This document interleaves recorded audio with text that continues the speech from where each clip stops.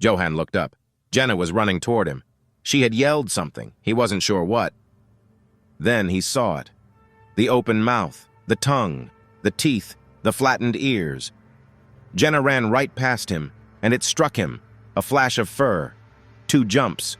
400 pounds of lightning. It was a grizzly, and it had him by his left thigh. His mind started racing. To Jenna, to the trip, to fighting, to escaping. The bear jerked him back and forth like a rag doll, but he remembered no pain, just disbelief. It bit into him again and again, its jaw like a sharp vice, stopping at nothing until teeth hit bone. Then came the claws, rising like shiny knife blades, long and stark.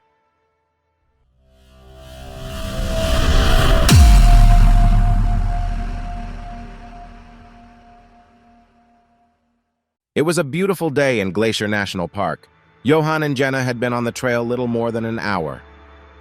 They had just followed a series of switchbacks above Grinnell Lake and were on a narrow ledge cut into a cliff. It was an easy ascent, rocky and just slightly muddy from yesterday's rain. It was one of the most spectacular hikes they'd taken on this trip, a father-daughter getaway to celebrate her graduation from high school.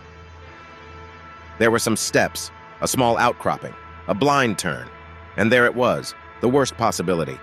A surprised bear with 2 yearling cubs. Then the unimaginable happened. The bear suddenly charged towards Johan, grabbing him by the thigh. The bear kept pounding into him. He had to break away. To his right was the wall of the mountain, to his left a sheer drop. Slightly behind him, however, and 20 feet below the trail, a thimbleberry and alder patch grew on a small slope jutting from the cliff. As a boy growing up in Holland, Johan had roughhoused with his brother and had fallen into bushes. He knew it would hurt, but at least it wouldn't kill him.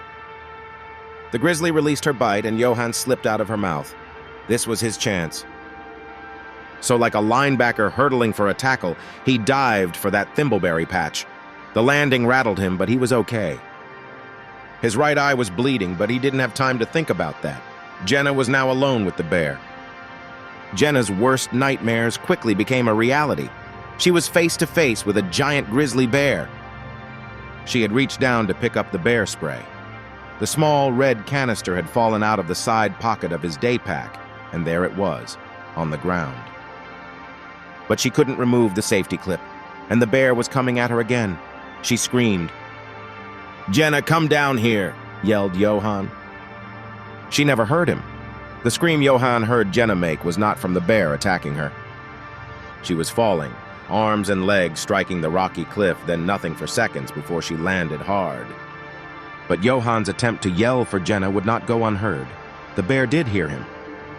It looked over the cliff and pounced. Johan had never seen anything move so fast in his life.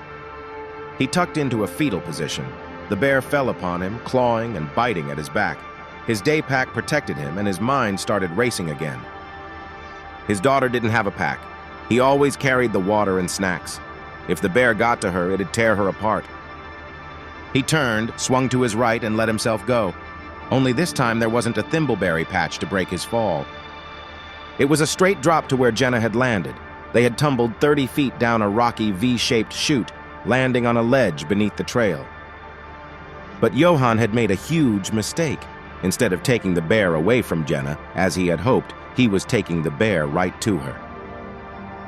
The attack wasn't over. The grizzly wasn't finished. It took one look at Johan and charged towards him.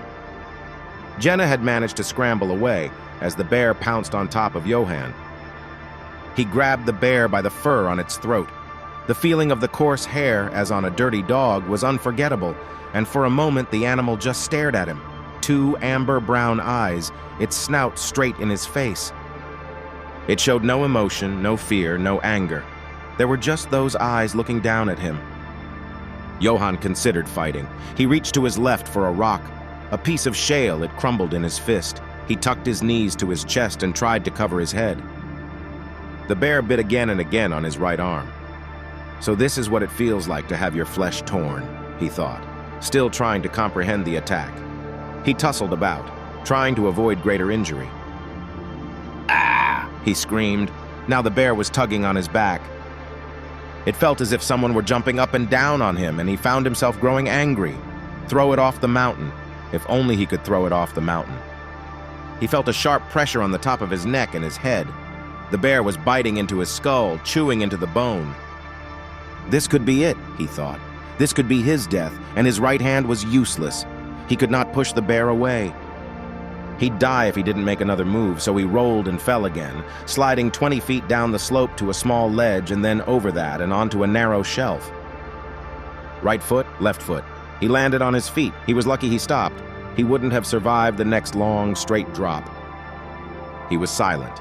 The bear stood above him, unable to reach him. It felt good to be left alone. Water flowed down his back, cold water. He'd fallen into a small stream, runoff from yesterday's rain. But with the bear unable to reach him, it turned its attention on Jenna.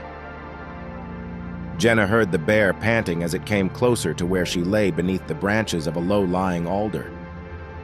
She felt woozy from her fall. She had a knot on her head. Her back ached, and her ankle was bleeding. She tried to stay tucked in, but when the bear got close to her face, she had to push it away. It nipped at the right corner of her mouth, at her hair, her right shoulder. Each bite was quick, followed by a slight jostle. Her scream split the morning silence like an axe.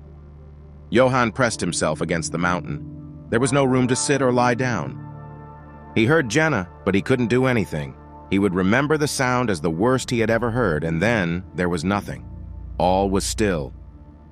He was wet and dirty, soaked with blood and starting to shiver. The attack had lasted at most 15 minutes. He looked at his right arm and saw exposed tendons. His medical training as a physical therapist told him no major nerves or arteries had been cut. Then he touched the top of his head and felt only bone. He stopped exploring. It was enough to know that his scalp had been torn off. His neck hurt. He wondered if something was broken. He couldn't see out of his right eye. He reached up. It was full of blood and caked over. He couldn't help but wonder, was his eyeball hanging out? He reached up to check again. No, it was still in place. He carefully parted his eyelids. The sweet turquoise stillness of Grinnell Lake shimmered nearly 1,500 feet below him. He could see. He was relieved. "Jenna," he eventually called out. "Dad," Jenna answered. She had played dead and the bear had moved on.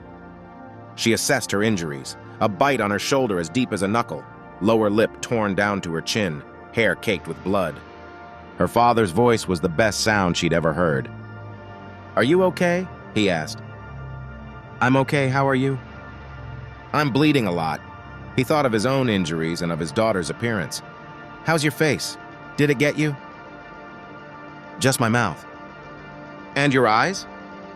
"They're fine," she replied. He could tell by the sound of her voice that she was okay.